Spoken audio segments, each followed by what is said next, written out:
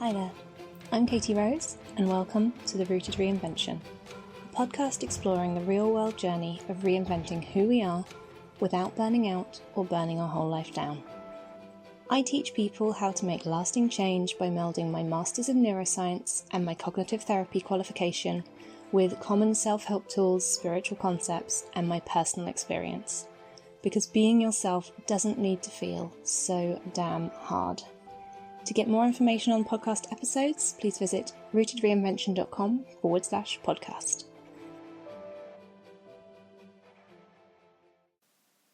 Hi there. Welcome back. It's Tuesday. And it's, I think, the last Tuesday in November. So that went fast. As I mentioned a couple of weeks ago, for me, November is National Novel Writing Month.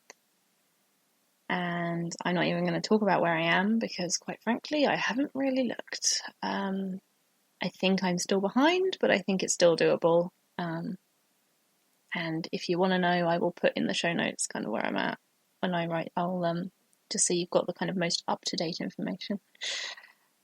Or you can follow me on nanowrimo.org/participants/EASDANSAIR. That's EASDANNSAIR. As I say, if anyone else is doing NaNoWriMo, please add me as your buddy.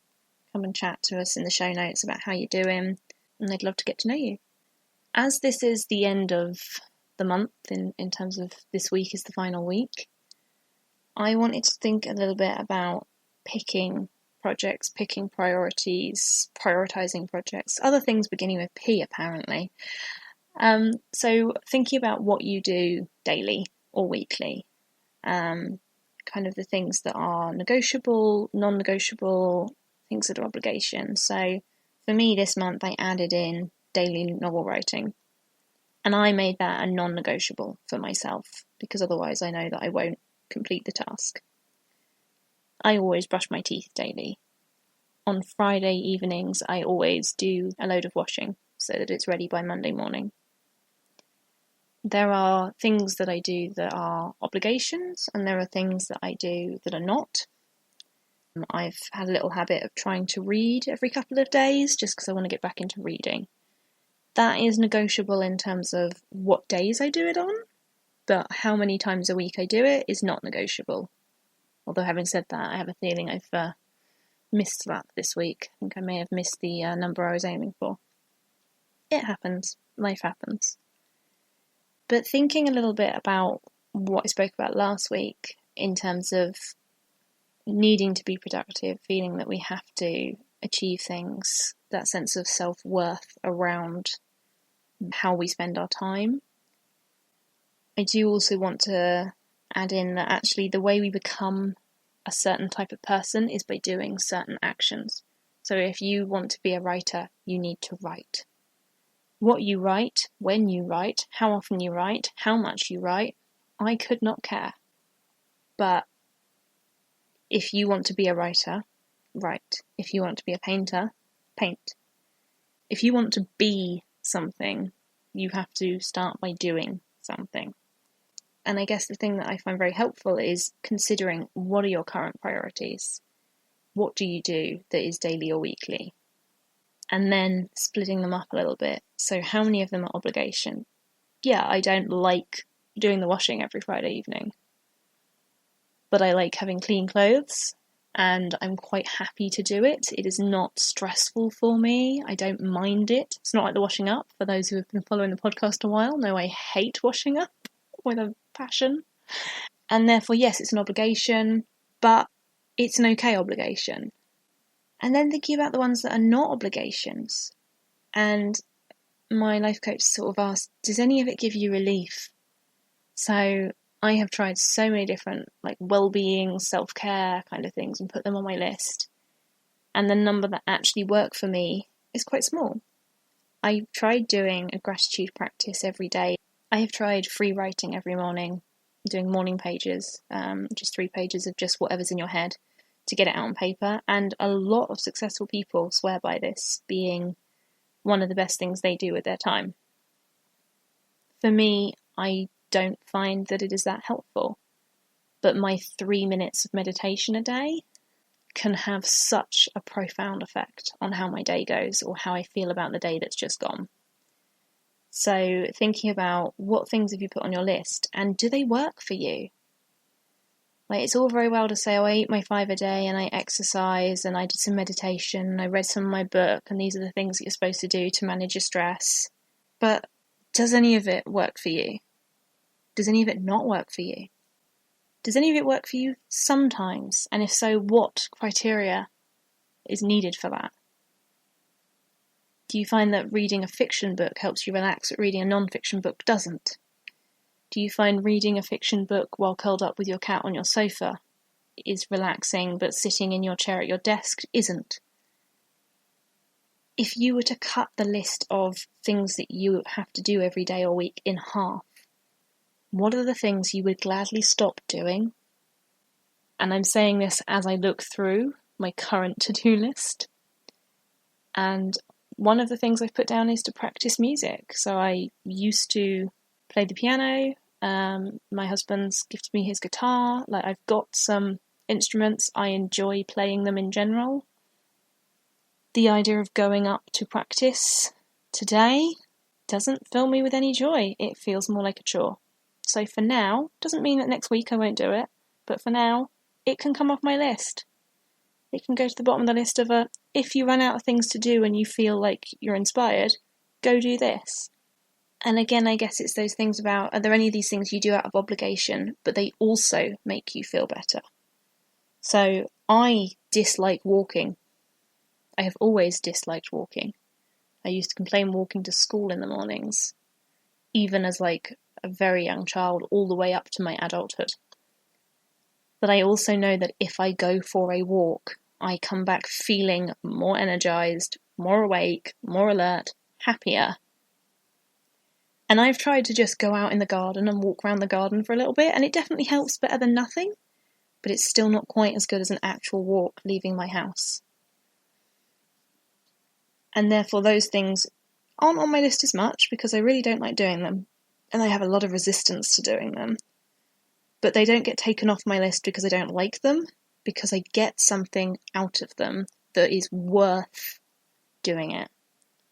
And I think that's the thing for me, is that whenever you're looking at things projects to do, to-do list items to make sure you complete, chores to consider, it's thinking about how much are you going to get out of doing this. So rather than ordering something by, I need to get all this done today, thinking of the top 3 things you want to get done and putting them in an order. And it might be that there are a lot of things that aren't just a yes or no. So it might be that you're working on, editing a novel, or you have a podcast to record and plan. You're practicing for a 5K next year. It might be that you've got a particular goal where there isn't just a yes-no to doing it. There's kind of progress. In which case, which item on your to-do list is going to give you the biggest sense of progress? And I think for me, as a perfectionist, this particularly comes into writing my articles and thinking, am I taking this article from 60% good to 80% good? Or from 90% good to 93% good? Actually, anything over 85% is good enough, at least for me to stop and pause and give it a breather. And I think even thinking about general life tasks like that, I need to make sure this is better.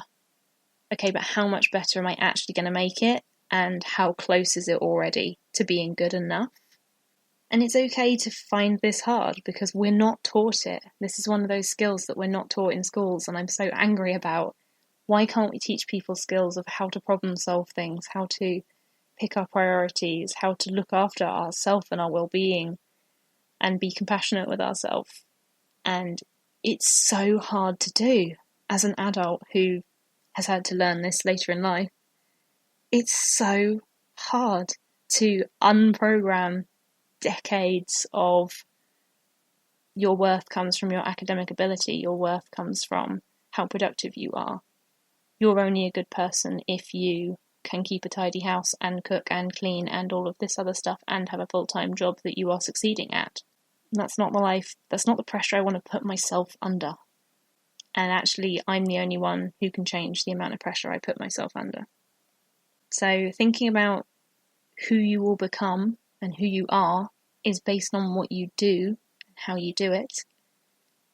Think about your priorities this week and where you want to spend your time and energy and what labels you want to use for yourself and how much working on anything is worth the effort you're going to go for. I'm finishing 50,000 words of fiction this month. Technically, it's not going to get me anywhere in that I'm not planning to sell the book next year and make loads of money off it. I'm not planning to submit it to any competition or anything and get some praise. I'm literally doing this for the fact that the creative outlet and the community boost my mood like nothing else and remind me of my capabilities and help me feel like a writer again because I'm writing. For me, that's worth the 3 hours a day slogging over, oh my gosh, I can't think what else to write, what words do I need, I'm so tired, I want to skip this scene, it's so boring compared to what I thought it would be. But pushing through that and getting through that and working with that resistance makes me feel so good. And doing it with my community is so inspiring. I decided to do it again this year, even though I'd already decided not to do it again this year. So consider your projects and your priorities and your to-do list for this week and where it's come from and what you can tick off that list for this week, what you can cross off this list for this week. I'm not going to practice music this week. It's just not going to happen. I'll look at it again in a couple of weeks. I know that my keyboard and my guitar are up there if I feel the mood to go up and practice. And that's okay. Can't believe we've made it to the end of November. Please stay safe. Thank you so much for listening. As always, do go over to the show notes and leave a comment. Let me know how you're doing. Any questions you've got about applying these sort of tools, please do come and ask. You can also email me at katierose@rootedreinvention.com if you'd rather just pop me a message and ask a question, or if you've got an idea for something you'd like me to cover. I'm always happy for that because I do this for you. So if you have something that you think would be helpful to know, ask me and I will do what I can. If you're enjoying these podcasts, I'd also really appreciate if you could leave a rating and review on whatever podcast app you use, just because it will help other people find this place. It's the best thing you can do for keeping this podcast going and making it a success and making sure as many people as possible find out about it. Take care of yourselves and I'll see you next week. Bye. Thanks for listening, and as always, you can find out more at rootedreinvention.com. Take care, remember you are more capable than you often realise, and I'll see you next time. Bye!